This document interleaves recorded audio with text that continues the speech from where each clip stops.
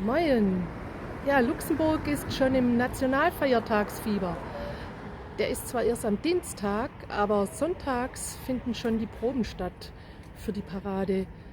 Ich habe natürlich den Anfang verpasst, aber der Rest war ja auch interessant.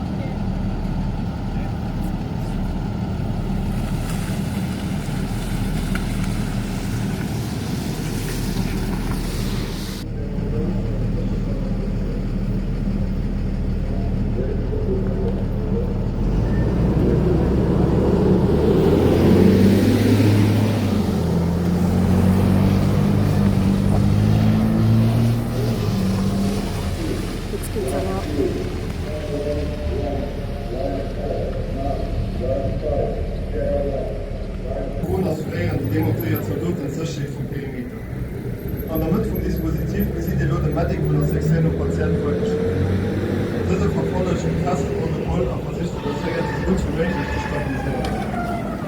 Während den CLRW weiter im MMP aus einer Waffenstation 360 Grad Sicherheit assuriert, sind wir d'Arrivée vom PAF 2, der Protected Ambulance Vehicle. Das ist eine Eagle-Ambulanz am 6x6. Diese neue blindierte 17 Tonnen schwere Wohn stellt seit diesem Jahr ein Rückgrat von der medizinischen Versorgung von der Lützeraer Armee. Ausgelöst und equipiert ist sie für 2 schwer blessierte Patienten. Nur der Arrivée von der Ambulanz debarkieren der Chauffeur und der Chef de Bord, sichern den Paramedic den Hand rausklemmt und holen den ersten Kontakt mit dem Medic von der Sektion. Der Paramedic ist ein professioneller Militär, der im Service Medikal von der Armee angehört und am Schwerpunkt der taktischer Medizin ausgebildet ist. Der Chef de Bord, übrigens auch ein Paramedic, präpariert und kommuniziert darauf hin die medizinischen Informationen und die medizinische Station, die der Patient wird kriegen. Damit können sich die Patienten schaffen. Der Paramedic dezidiert, für eine medizinische Akte nach so Platz ausgeführt gehen, wie das verschiedene Handgriffe während dem Fahren nicht möglich sind. An diesem Fall wird es supplementären Zugang gelöst für Medikamente.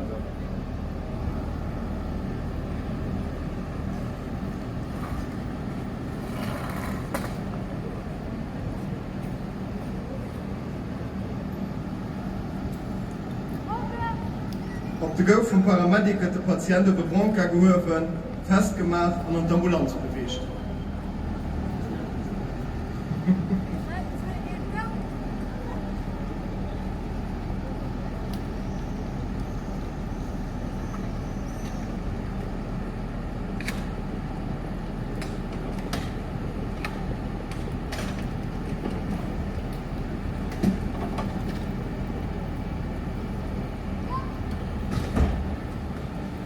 Die ganze Equipage embarkiert in die Ambulanz auf Verleihposition in Richtung von der designaten medizinischen Station. Den anderen Wohn an die Militär zu Fuß wollen darauf sind die Hauptmission rum.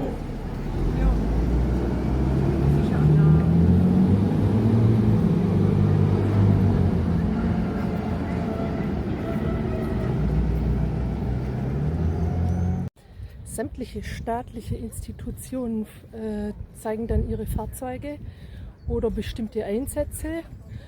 Und ja, auf der Tribüne sitzen sämtliche hochrangigen Personen aus Luxemburg. Und das Ganze zum ersten Mal mit dem neuen Großherzogspaar Guillaume und Stephanie. Auf der Brücke werden schon die ersten Vorkehrungen getroffen für das Feuerwerk am Montagabend.